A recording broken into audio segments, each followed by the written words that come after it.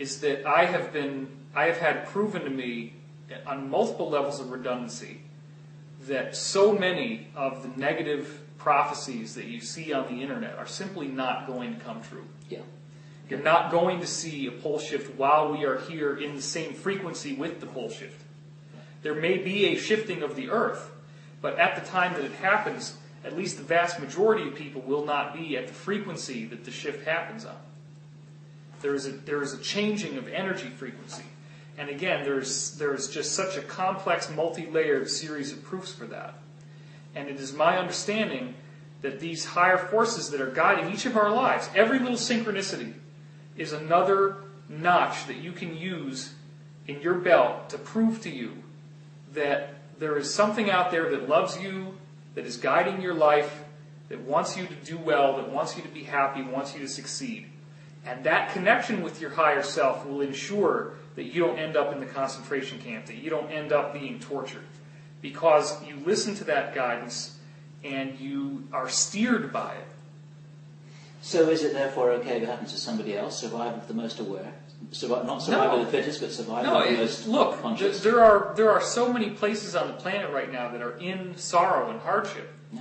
And it is absolutely a valiant quest for us to go out and to try to do activism work, which is why I donated money to you guys. You guys are answering a 5-alarm fire bell on the planet, and nobody's sending you any money. I make decent money because I have some products to sell, so I give you guys some of my money because I believe in what you're doing. I think everybody should have activism. I think everybody should do something to try to help out. Yeah. Don't just sit at home and meditate and think that that's going to solve all the problems. It's that positive pressure that makes a difference. Yeah. I'm absolutely convinced of that. And then what happened was within 24 hours when I gave you guys that money, I got the exact same money back. Exactly the same amount. That's how it works. Right. And that's how it works.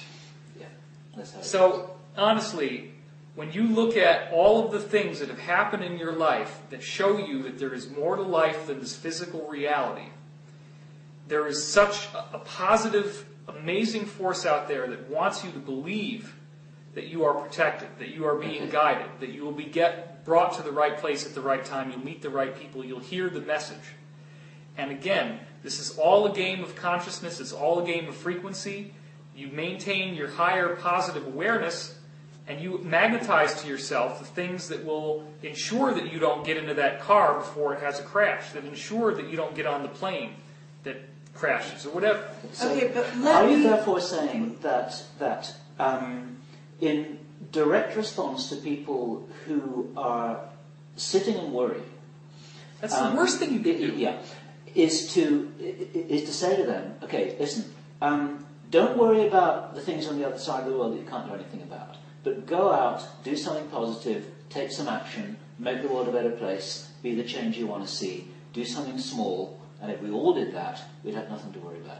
Is that the kind of thing that you're saying translated into direct baby steps for everybody? Pretty close, except I would say you absolutely can, and it's appropriate to feel compassion for the sorrow on the planet.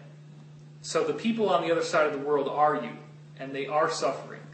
And whatever form you choose to take of your service is a valiant one. You absolutely can, and it's appropriate to feel compassion for the sorrow on the planet. So the people on the other side of the world are you, and they are suffering.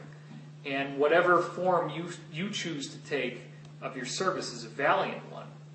What I am saying also is a quote from St. Francis of Assisi. A single moment of pure consciousness is worth an entire lifetime of good works. Okay. What we don't understand, and the science that has been kept from us, which, as you said, Richard Hoagland, for example, said that they, meaning the ruling elite, would rather lose an American city to a nuclear bomb than to give up the science of torsion fields. Because the science of torsion fields tells us just what I told you from St. Francis.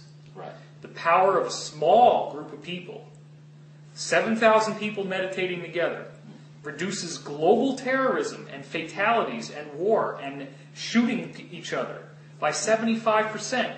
3 out of 4 of those incidents don't happen. Yep. That means that 3 out of 4 people that would steal the food don't steal the food. that means that 3 out of 4 people who would die of malnutrition don't. So it's all about a frequency, and it sounds really preposterous, and that's why we have to break people into it slowly and get you step by step through the incremental process of realizing that the consciousness field itself is humanity. We are like cells in a body. We are part of a group mind.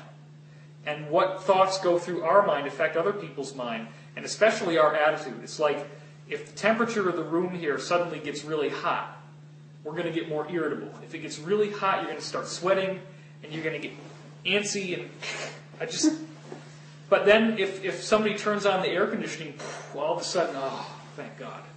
Right?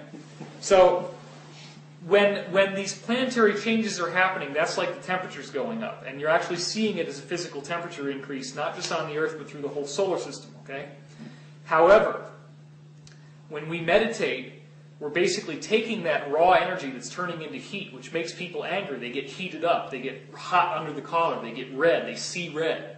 All these colors and all these temperatures associated with what's actually an energetic frequency, right? When you meditate, when you chill out, when you play it cool, all these other metaphors of cooling it down, chill out, you're actually processing other people's energy. You're processing other people's karma. You do your own work, and you take some of the burden off of everyone else. So we're actually healing the earth, we're healing each other, and it has a direct radiant effect on the universe around us. And that is the most powerful thing. If people learned that they could sit at home and pay nothing and simply do their process and get in touch with their creative spark and become the creator by creating and enjoy yourself and get your passion, follow your bliss, right, you are healing the world. And of course you should also couple that with physical activism, going out and doing something, even if it's just donating money of some kind. But get out there, make a difference, and it has a frequency consciousness effect that is very tangible and very real. And I know you believe that, and I know you believe that.